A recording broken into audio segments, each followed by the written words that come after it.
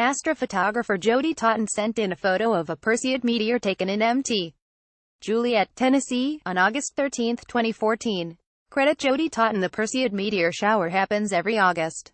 The Earth plows into debris left behind from comet Swift-Tuttle, which last passed close to Earth in 1992.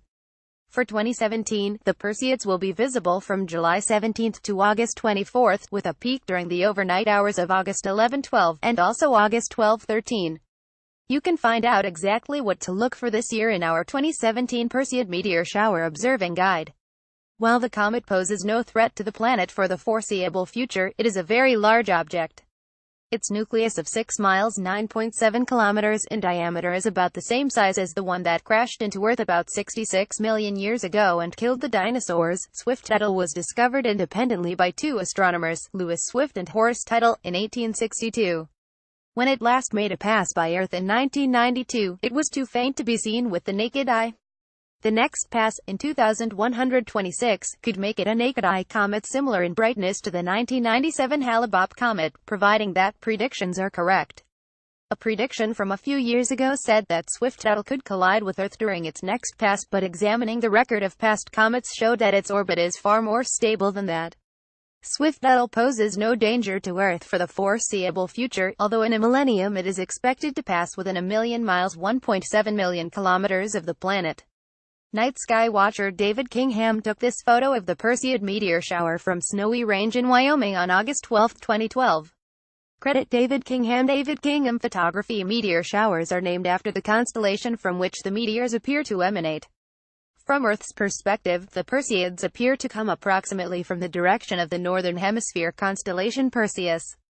The constellation's position in the sky is right ascension 3 hours, declination 45 degrees, visible between latitudes 90 and 35 degrees. A typical Perseid meteoroid, which is what they're called while in space, moves at 133,200 miles per hour, 214,365 kilometers per hour when it hits Earth's atmosphere, and then they are called meteors.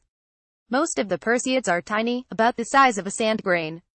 Peak activity is about 60 meteors per hour, according to NASA. Almost none hit the ground, but if one does, it's called a meteorite.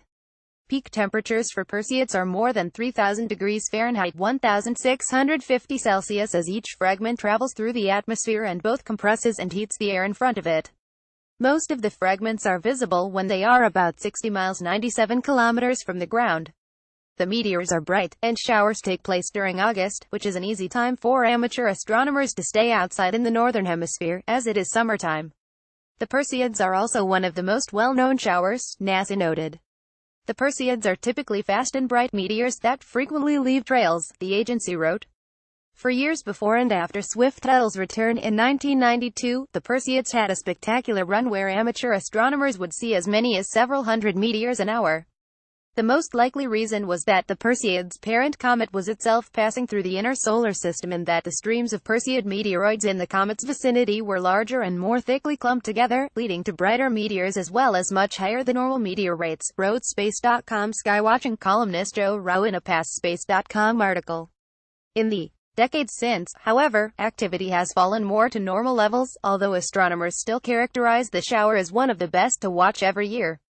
As of August 2013, the comet was more than 3.2 billion miles (5.1 billion kilometers) away from Earth. One astronomer, in calculating Swift-Tuttle's orbit, once suggested that it could come dangerously close to Earth in 2126 and possibly collide with the planet. Further refinements, however, show that the comet will not, according to the Astronomical Society of the Pacific. Swift-Tuttle's pass by Earth in the year 3044 could bring it within a million miles of our planet. That's just over twice the distance from the Earth to the Moon, making the comet very close in astronomical terms. The uncertainty came because initial projections for Swift-Tuttle's path through space came from only 3 months of observations in the 1860s, when the comet was first discovered, the Society added. In the 1970s, astronomers noted that the number of annual Perseids meteors was increasing, suggesting that the comet would make an appearance soon. But it failed to show, and soon afterward, Perseid meteor activity dropped sharply. Astronomers wondered if the comet had somehow come and gone unnoticed, the Society wrote. Brian Marsden, who was an astronomer with the Harvard-Smithsonian Center for Astrophysics, suggested in 1973 that Swift-Tuttle might be the same comet as seen in 1737 by a Jesuit missionary in China.